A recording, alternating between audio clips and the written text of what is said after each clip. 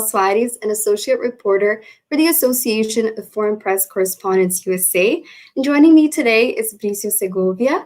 Bricio is a White House correspondent for MVS Radio, a regular contributor for Spain's leading news channel, Antena, as well as a contributor for Colombia's international broadcaster, NTN24. Bricio has reported from over 30 countries and worked as a correspondent in Russia for over 5 years before moving to Washington in the US. He is currently a member of the White House Correspondents Association and the Washington Borough Chair at the Association of Foreign Press Correspondents USA. Thank you so much for joining me today, Bricio. My pleasure, Isabella. Thank you for having me. Well, first of all, I just want to really highlight a little bit of your background, the early stages of your career. When did you decide that you wanted to pursue journalism as really your career path? Well, I mean, since I was a child, and since I can remember, to be honest, I remember for my 7th birthday, all I wanted was a red microphone. So I got a red microphone, and I was literally reporting on everything I saw on the street in my house. I was driving my parents crazy, and then I remember writing articles in a notebook. I remember as well, um, taping in tapes, radio shows that I would record from my bedroom when I was a kid. So honestly, I would say it's been my passion forever. I don't think I ever thought I'm gonna pursue a career in international journalism or political journalism when I was that young. But I think that I knew I wanted to be in the media for sure, and then journalism was the obvious path, I guess, since I liked to report on absolutely everything I saw. Yeah, that makes perfect sense. And I think it's so interesting how from really early on you already kind of knew what you wanted to do. And before we talk about your work in the US, you have provided coverage in Russia for over 5 years before moving to Washington. What were the highlights from your experience over in Russia? Well, I guess the main highlight would be having another perspective of whatever is happening in the world. Since a person who was born and raised in Barcelona in Spain, we are born with the Western perspective of facts and history. And it's very interesting to actually see the other side of history or the other perspective, how other countries with a different geopolitical interests see the world. And I guess the big lesson I learned as a journalist there is, you know, trying to challenge also what we are taught since we went to school. We, as a matter of fact, whatever we see in textbooks, we sort of believe it, but then we don't realize that everything is biased. Everything is biased depending on where you're born. Everything is biased depending on the interests of your country, of your region. So seeing another perspective of the world really helped, I think, to improve my craft as a journalist, to be more unbiased, even though it's really hard to talk about being unbiased, but it helps to question what is happening in the world and what story we are being sold uh, from the leaders in the West, and also from the leaders in the other side of history, right? So for me, that was the main lesson. I would also highlight a different way of doing things, a different way of structuring um, society. The hierarchy that we see in Russian society also applies to companies. It applies to the way they see the world.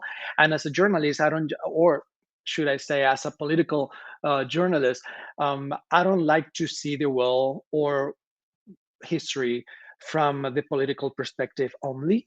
I think sociology is really a key element when we analyze whatever is happening in the world.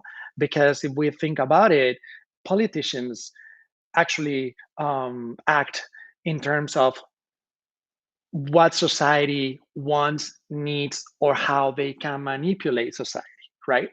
So I think trying to break through that political spectrum to understand how society reacts, how society behaves, and what needs society has really determines how good your reporting can be at the end of the day. Absolutely. Those are incredible highlights that you have over there. And like you said, as a political commentator and a correspondent focused in political affairs, you had the opportunity of interviewing many political representatives around the world, including Bolivia's former president Evo Morales, Colombia's president Ivan Duarte, and Ecuador's former president Lenin Moreno. How did you prepare for these high profile interviews? We have a guest star here, my cat. but but how do I prepare for those interviews? High profile interviews to me are just another interview. I mean, and what I mean by that is that as journalists, we are here not to praise anyone. We're here to question and to really push people, especially those who are in positions of power that take decisions that affect the rest of society or the country. We need to keep them accountable. So I guess for these really high profile interviews of people who are in power, keeping them accountable is key. I tend to be pretty harsh on the way I address my interviews with these people. And what I mean by that is that, the questions that you need to ask are questions that will give us answers to what's not working in their administration or what they're doing wrong, or matters that mm, really have an impact in society. We're not here to praise, to praise. We have like advertising companies, we have lobbies, but our job here is to keep them accountable. But I would say that to me, any interview is a very valuable interview, right? It's just a matter of understanding who the person you have in front of you is, of understanding what you can get from that person, and obviously having really clear ideas of what you want to get from that person, because you cannot just go to an interview without really having done your homework. You really need to know that person. You really need to know what he's done. You really need to know what he's done right and what he's done wrong. And that's the only way you're going to be successful in such an interview, because those people, especially politicians, they are professionals in getting away with whatever they want to say and getting away with whatever they don't want to say. So I'll give you an example. For instance, when I interviewed Colombia's president Ivan Duque, he was trying to get away with a question. I was asking him if he would let American troops to get into Colombian territory to go into Venezuela, which was a pretty hot topic at the time. And he didn't want to answer that question. So he kept saying something that had nothing to do with my question. I asked that question up to 5 times in different ways, but making sure that the audience understood that he wasn't answering the question. In fact, I even told him, Mr. President, with all due respect, you are not answering my question. And it's a pretty simple question. It's a yes or no question.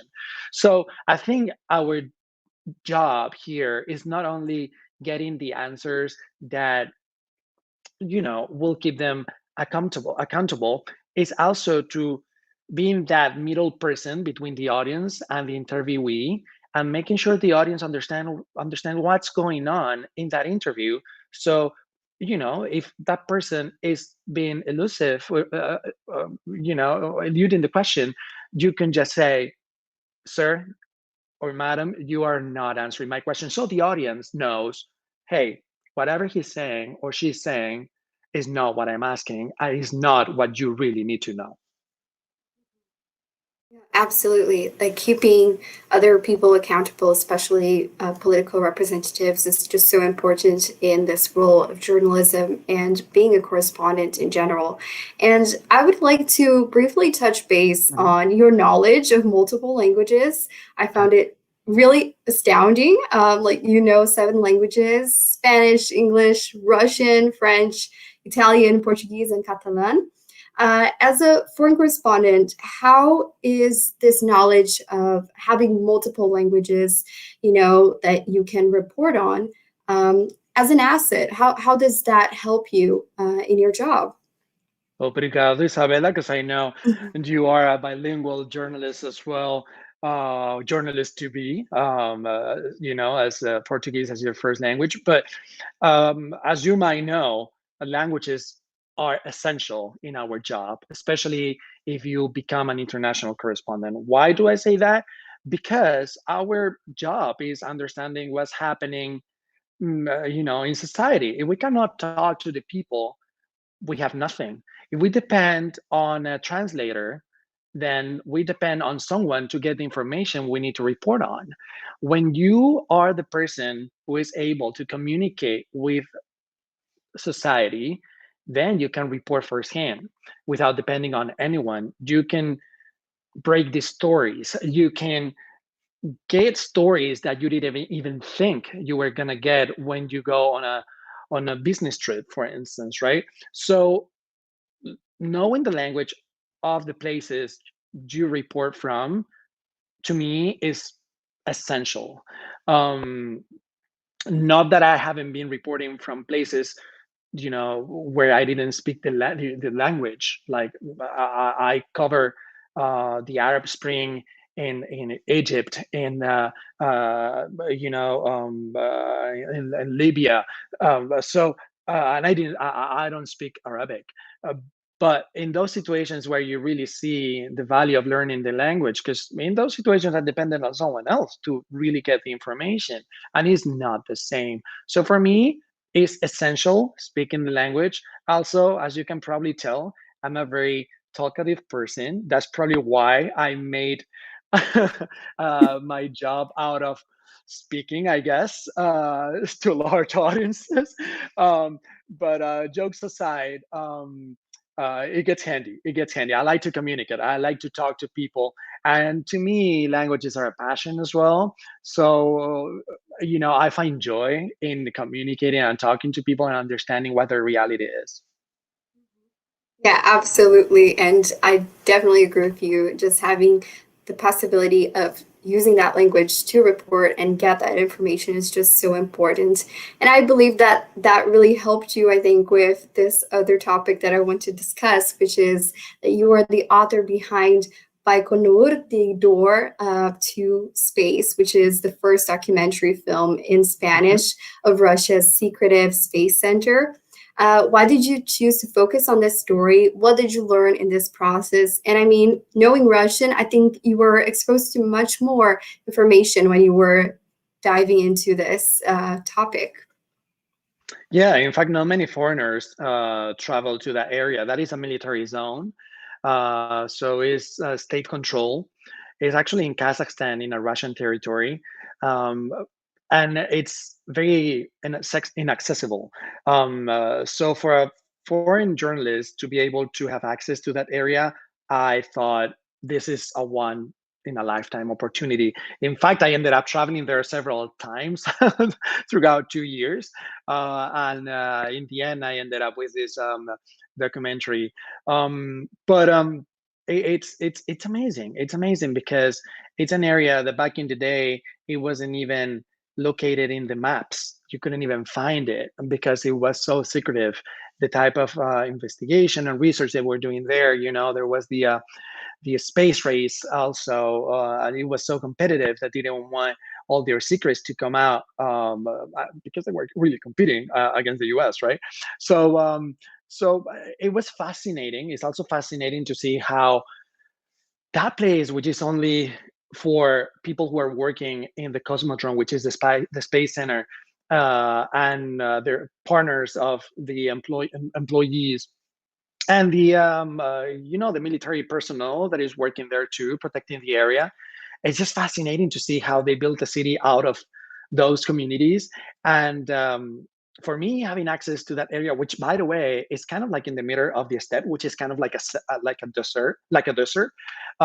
It's just being in the middle of nowhere, but all of a sudden you have a rocket, and you are less than a mile away from the rocket when the rocket launches. It's just amazing to kind of mix science with politics and geostrategy, and then you mix that cocktail and you get the documentary that I made. As you well mentioned, is the only documentary in Spanish language that exists up to date. That's really amazing. I'm super, thrilled to learn a little bit more of what happened, in the behind the scenes of you getting all this information to create this documentary in Spanish. Now let's talk about your work here as a White House correspondent in the US and a regular Washington briefing. You're always in the Washington briefing room. What were some of the highlights from your reporting in the US? Well, I mean, something that I'm proud of as a foreign correspondent here in Washington, D.C., as a White House correspondent, is the moment I was able to be part of the White House pool. And for those who are watching, I don't know what being a pooler is. That is actually a very small number of journalists that cover regularly the White House. So you become part of this group that whenever there are small events that the president, the first lady, the vice president, and the second gentleman in this administration go to, and they don't want to have like a big group of journalists. They only accept like a very, very, very small, tiny number of journalists. It's usually a print journalist, a radio journalist, a TV journalist, and a photographer, right? So you can imagine how small that group is. So being part of that is, for me, was a big achievement because I became the first Spanish language foreign correspondent to be part of the main extended pool of the White House. It was usually open for US nationals. And the fact that I became the first Spanish speaking correspondent to be part of that really tiny group, I was really proud of my job, of my work and what I had achieved at that point. And me being uh, journalist that grew up in the outskirts of Barcelona in a small city, and then ended up in the White House, and then ended up in the White House pool, and it was a dream come true, and it was beyond anything I had dreamt of as a journalist. So to me, that was kind of like the moment that I was like, wow, like I really had to pinch myself and be like, is this really happening? And then obviously some might be asking, how do you get to that point? Because it's not easy. I basically live in the White House. I jokingly call it my second home because I spend so many hours there. My regular daily shifts, I just do them from the White House, and as you said, I'm a regular at the White House press briefings.